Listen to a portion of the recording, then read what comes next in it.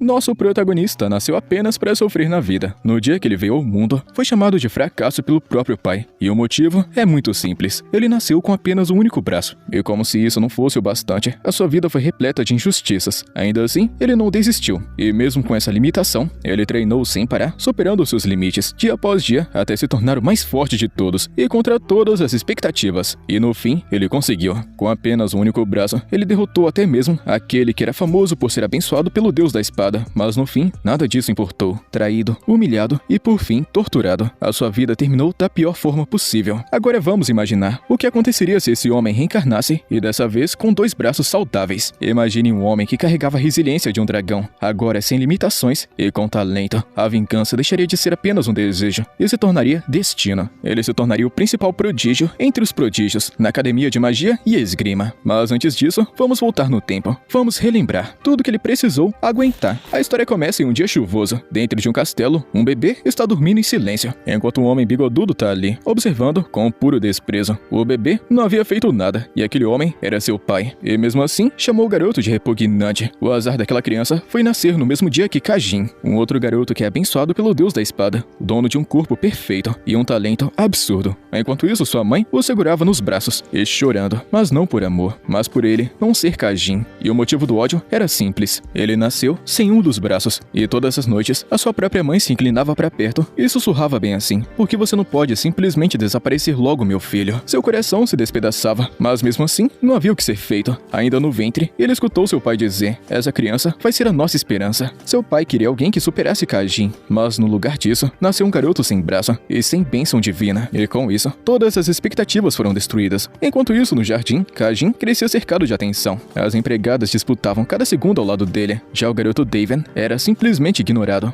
E quando ele finalmente conseguiu dar seus primeiros passos, sua própria mãe ficou apenas decepcionada. Kajin já empunhava uma espada, quando Daven simplesmente tocou em uma pela primeira vez. Aquele outro garoto até manipulava a energia mágica de mana, e com o tempo, Kajin se tornou o padrão, aquele com quem Daven era constantemente comparado, e inevitavelmente passou a invejar. Então, aos 7 anos, Daven foi entregue a ele. Por fora, parecia apoio da família, mas na realidade, ele foi vendido por 300.000 moedas, e o pequeno garoto jamais imaginou o inferno que aguardava ele. Kajin o odiava, sem motivo e sem explicação, apenas porque queria. Daven se tornou seu saco de pancadas oficial. Ele segurava as lágrimas, mas não pela dor, mas porque todos viam e não faziam nada. O único que poderia impedi-lo havia desaparecido. Seu tio, o único capaz de conter Kajin, abandonou a família, e assim ninguém mais o deteve. Kajin se transformou em um completo monstro. Durante um treino, um oponente se rendeu, mas Kajin não parou. Ele continuava atacando sem qualquer piedade, zombando, esmagando e destruindo, até que chamou o próximo, e dessa vez era Daven. Mesmo sabendo da diferença de poder, ele deu um passo à frente, porque no fundo só queria ser forte e corajoso. As espadas colidiram, mas o resultado era óbvio. Daven foi esmagado, arremessado contra o pilar. Kajin o encarava com desprezo, dizendo que um lixo com um braço só ousa me olhar assim, e então continuou a espancá-lo, perguntando se esforço algum dia seria suficiente, e a resposta dele era clara: nunca. Mas mesmo assim, Daven continuou. Ele sabia que talvez nunca alcançasse, mas ainda assim foi persistente. Enquanto isso, Kajin começou a decair. Afundou no álcool, nos vícios e na própria arrogância. Um gênio que parou de evoluir. E por incrível que pareça, ainda assim, Daven não conseguia nem vencê-lo. Era o talento natural contra a determinação absoluta. Anos se passam, até que já adultos, os dois se enfrentam novamente. Kajin ataca com tudo. O impacto lançou Daven para longe, mas dessa vez ele não recuou. Firmou sua espada no chão e avançou. Kajin percebeu o perigo, mas já era tarde demais. Era uma armadilha. As lâminas colidem mais uma vez. E então, uma explosão. A multidão entrou em choque. Ninguém conseguia acreditar. O homem de um braço só havia vencido. Isso era para ser impossível. Daven derrotou Kajin, o espadachim da tempestade. Até aquele momento, o histórico dele era simplesmente esse: 21 empates e 21 derrotas. E nenhuma vitória. Mas agora, aos 27 anos, ele finalmente venceu. Foram muitos anos, sendo chamado de inútil, sem talento e fracassado. Mesmo assim, ele continuou lutando e venceu. A multidão explodiu em comemoração, mas Kajin não conseguia acreditar. Perder para alguém como esse idiota era imperdoável. Isso fez Daven lembrar de tudo que ouviu a vida inteira. Se ao menos você fosse Kajin. Mas dessa vez, ele respondeu. Se ele fosse Kajin, ele não teria desperdiçado a vida. Não teria se afundado em vícios e porcarias. Nem pisaria nos mais fracos. E então, ele se virou. Finalmente, tinha vencido. Mas naquele instante, seus olhos se arregalaram. Uma lâmina atravessou seu peito. Kajin o apunhalou pelas costas. A multidão ficou apenas em silêncio, em choque. choque. Até o fim, Kajin continuou sendo um covarde. Naquele instante, Daven percebeu. Kajin havia usado a lendária espada de mana da família Sen. Aquilo significava uma coisa. Se não fosse por esse milagre, ele morreria ali. E esse milagre tinha nome: Santa Hyla. Mesmo à beira da morte, Daven encarou Kajin com um olhar frio e declarou que ele pode até ter vencido aquela luta, mas daqui em diante, Kajin vai ser lembrado apenas como um derrotado e covarde. E aquele deveria ter sido o fim para ele, mas não foi. Algum tempo depois, Daven abriu os olhos, correntes, escuridão e o cheiro de metal no ar. Ele estava preso. Confuso, ele pergunta o que qualquer pessoa iria perguntar nessa situação. Será que isso daqui é o inferno?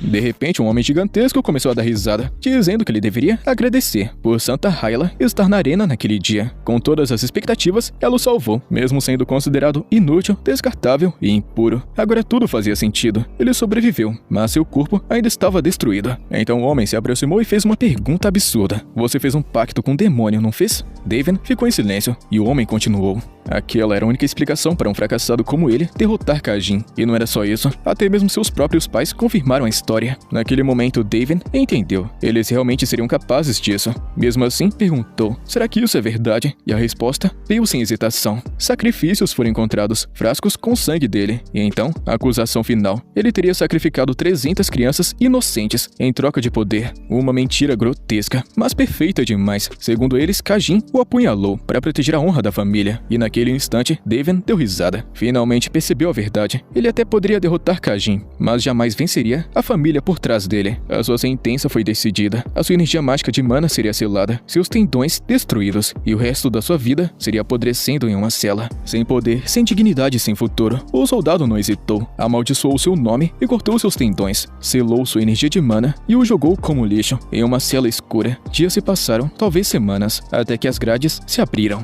A luz entrava e alguém estava vindo. Kajin, com um sorriso distorcido, observa Daven. Então disse: agora sim, você parece estar no seu lugar certo. Ele continuou e se tornou um imperador espadachim, um gênio admirado por todos. E tudo isso graças a Daven, graças ao fracassado. Depois disso, ele foi embora. E como se não bastasse, a comida e a ração entregue para Daven começaram a diminuir. A fome se tornou sua nova tortura. Tossindo sangue, ele pensava: se fosse para morrer, queria pelo menos que fosse com dignidade. Deveria ter morrido naquele dia, na arena. Caído no chão e com o corpo já sem forças, uma dúvida apareceu. E se ele tivesse nascido com 2 braços? E se ele tivesse talento? Ou se ele tivesse a bênção de um deus? A sua vida seria diferente? Será que a sua família o amaria? Ele não queria morrer, ele queria viver. E então, tudo parou. O tempo congelou. E no instante seguinte, ele abriu os olhos. Mas percebeu um detalhe: não era mais uma cela. Um homem gritava com ele. E a primeira coisa que ele sentiu foi dor no braço direito. O seu braço estava lá. Ele não sabia se aquilo era um sonho, mas parecia muito real. Ao olhar para o homem à sua frente, algo dentro dele reconheceu. Aquele homem era da família principal. Mesmo sem saber como, ele tinha certeza. Então, o nome ecoou: Vincent. De repente, memórias invadiram sua cabeça, mas aquilo não parecia um pesadelo. Nada poderia ser pior do que aquela prisão. Então, o que é isso? Um sonho onde ele tem 2 braços? Ou será que é um presente antes da morte? O homem ficou ainda mais irritado, perguntando até quando ele vai fingir que não tá escutando.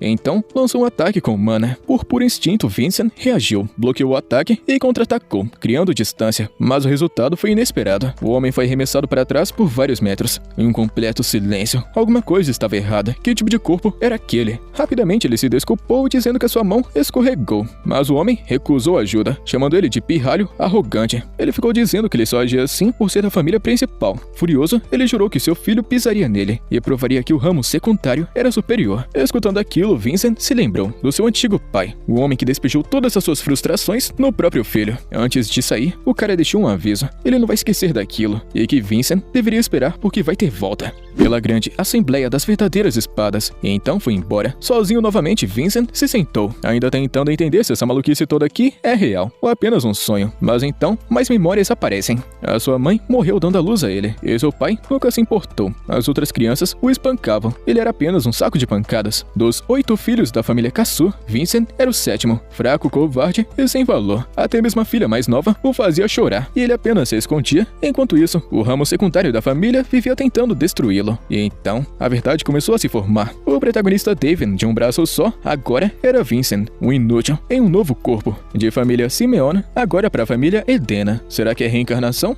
Ele não conseguia entender. Motivado a procurar respostas, ele acabou encontrando um diário que pertencia ao antigo dono daquele corpo. Página após página, era apenas desprezo, autodepreciação, desespero, e ele havia desistido de tudo. E naquele momento, um pensamento surgiu. Talvez isso fosse obra de Deus. Nos seus últimos momentos, Daven desejava viver. Enquanto isso, Vincent desejava morrer. Então foi por isso que aquele que queria morrer desapareceu, e aquele que queria viver assumiu o controle. Mas então, uma voz ecoou, fria e repentina, dizendo: "Você realmente acredita em algo tão conveniente assim?" Vincent se virou na mesma hora, e o coração disparou. Alguém estava ali, mas quem será? A voz ecoou novamente, fria, afiada, cheia de desprezo, chamando ele de moleque inocente, ou talvez apenas estúpido, perguntando por que ele estava pensando tanto. E então, a verdade é revelada. Essa voz é do verdadeiro dono desse corpo. O coração de Vincent disparou. Em choque, ele perguntou: "Então, você é o verdadeiro Vincent?" Diante dele, uma figura surgiu, olhos roxos, presença esmagadora, e a resposta veio simples: "Está certo." Mas então, ele continuou: "Seu nome já foi Vincent." Mas depois de abrir mão do próprio corpo, ele não precisava mais de um nome. Agora, poderia chamá-lo apenas de Julian. Ainda tentando entender tudo, o protagonista perguntou: "Ué, você não morreu? Como isso é possível?" Julian respondeu com calma. Aquilo era uma revelação, um tipo de poder concedido pelos deuses àqueles abençoados desde o nascimento. Ao perceber isso, Vincent estreitou o olhar. "Então, você é um deus?" Julian sorriu, dizendo sim, com certeza, mas apenas um deus menor. Ele então explicou tudo. Seu plano original era invocar um deus espiritual, mas algo deu errado, e no lugar disso, trouxe Daven. E agora, se quisesse se tornar um verdadeiro deus, iria precisar completar inúmeras façanhas, invocações, e somente ao cumprir todas, ele poderia ascender. Daven ouviu tudo, mas sua resposta foi direta. Ele não se importava. Se aquilo tudo fosse real, então ele havia recebido uma nova vida. E dessa vez, viveria por si mesmo, e não pelos desejos de outra pessoa. Julian não se opôs. Pelo contrário, ele mesmo havia desistido da própria vida, enquanto Daven implorava por uma. E aquele era o resultado. Mas então, seu tom mudou. Julian deu um aviso. A sua energia espiritual estava quase esgotada, e se chegasse a zero, aquele corpo morreria. Daven franziu o rosto, se perguntando se isso é um tipo de ameaça. Ele analisou o próprio corpo. Parecia saudável e forte. Não fazia sentido. Mas então, o ambiente tremeu,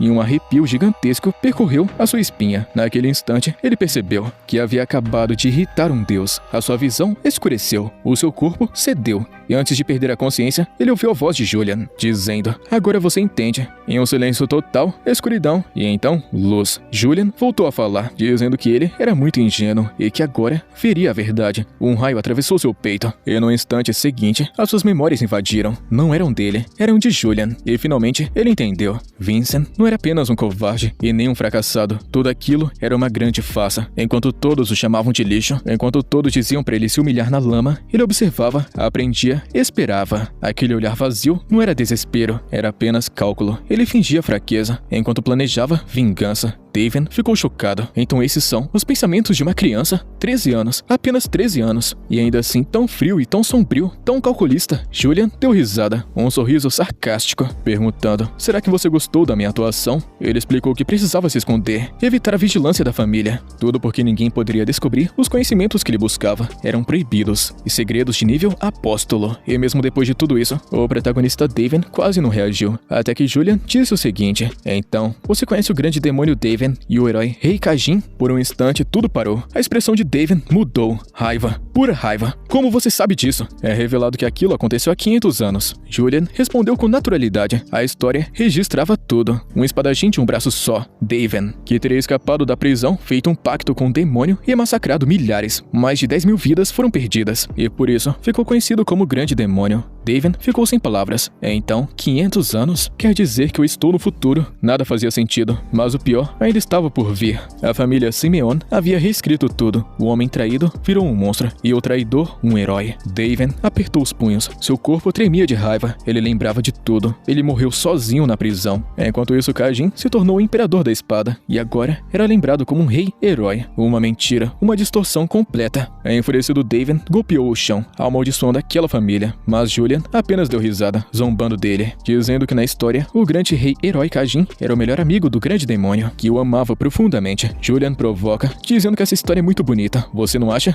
Daven perde perde a paciência, mandando ele fechar a boca. Aquilo era absurdo, mentira, tudo mentira. Julian inclinou a cabeça. Então, você realmente é daquela época? A resposta foi imediata. Sim. Julian sorriu novamente, chamando ele de velhote, e disse pra ele não se importar tanto. Afinal de contas, a história sempre é escrita pelos vencedores. David ficou em silêncio, e então pensou que tipo de mundo cria uma criança assim. Sem escolha, ele pediu: continue com a história. De acordo com os registros históricos, o rei-herói engoliu suas lágrimas e se uniu ao maior herói da época, o seu melhor amigo, o Imperador da Espada Solar, para derrotar o grande demônio. David franziu o rosto, perguntando: quem? Julian pareceu surpreso. O nome era Alan, um ancestral da família Adena, e naquele instante, uma memória voltou. Um garoto arrogante e irritante, mas cheio de admiração. Aquele garoto um dia disse que queria ser como ele, e agora ele havia se tornado patriarca de uma grande família. Mesmo sendo jovem, Alan não era apenas um talento qualquer. Ele era amigo de David, mas mais do que isso, seu discípulo. Tudo o que sabia, aprendeu observando, sozinho. Mesmo depois da queda de David, Alan continuou ao seu lado, visitava a prisão diversas vezes e sempre dizia a mesma coisa: David não havia cometido crime algum e que nenhuma autoridade poderia vencer a verdade. Ele jurou, não importava quanto tempo passasse, ele iria restaurar sua honra. Mas depois disso, ele nunca mais voltou. Julian continuava com a história, dizendo que Alan se tornou o primeiro patriarca da família Adena e antes de morrer, ele deixou uma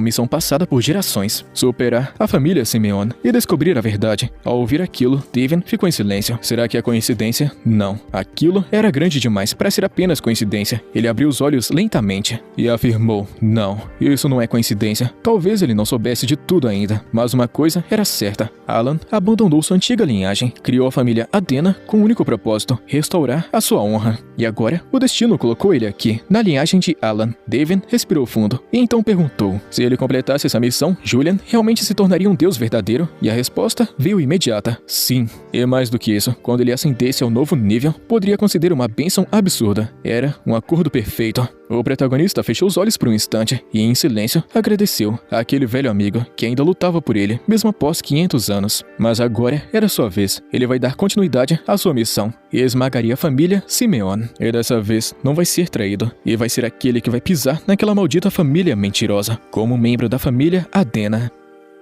Pois é, rapaziada, com isso a gente chega no final da primeira parte dessa obra, que é a continuação, tá ligado, né? Deixa sua inscrição e seu likezão. Tamo junto, mano. Até a próxima.